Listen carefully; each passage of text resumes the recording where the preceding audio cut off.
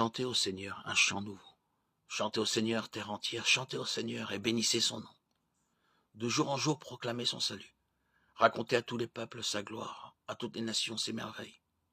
Il est grand, le Seigneur, hautement loué, redoutable au-dessus de tous les dieux. Néant, tous les dieux des nations, lui le Seigneur a fait les cieux. Devant lui, splendeur et majesté, dans son sanctuaire puissance et beauté.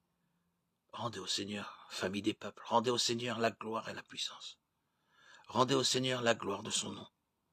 Apportez votre offrande, entrez dans ses parvis, adorez le Seigneur, éblouissant de sainteté, tremblez devant lui, terre entière.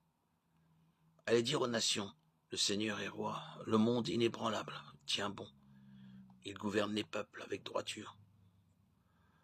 Joie au ciel, exulte la terre. Les masses de la mer mugissent. La campagne tout entière est en fête.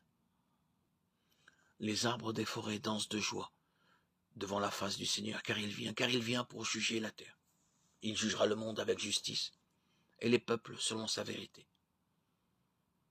Le psaume 95 est une invitation à la louange. Le poème se compose de 4 strophes, avec une belle alternance des invitations en vous et de la louange de Dieu. La première strophe, du verset 1 à 3, est une invitation qui s'adresse à la terre entière, pour que de jour en jour elle chante au Seigneur un chant nouveau et qu'elle bénisse son nom.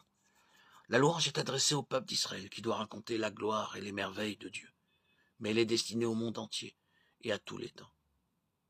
La deuxième strophe chante la grandeur et la puissance de Dieu, créateur et sauveur de son peuple. Il a vaincu tous les autres dieux des nations et il est célébré dans son temple, à Jérusalem. Quant à la troisième strophe, elle est vraiment universelle. Famille des peuples, terre entière. Elle reste centrée malgré tout sur le temple de Jérusalem. Elle appelle à un mouvement centripète. Certes, Dieu a d'abord révélé sa puissance et sa bonté au peuple d'Israël, mais c'est pour que toutes les nations se réunissent à Jérusalem pour chanter sa louange. Dans la quatrième strophe, c'est toute la création, ciel, terre, mer, campagne, et même arbres des forêts, qui entrent dans ce mouvement de rassemblement, qui nous rappelle la lettre de saint Paul aux Éphésiens. Sans cesse, Dieu nous dévoile le mystère de sa volonté pour mener les temps à leur plénitude, récapituler toutes choses dans le Christ, celle du ciel et celle de la terre. Il a voulu que nous vivions à la louange de sa gloire, nous qui avons d'avance espéré dans le Christ. Éphésiens 1, 9, 12.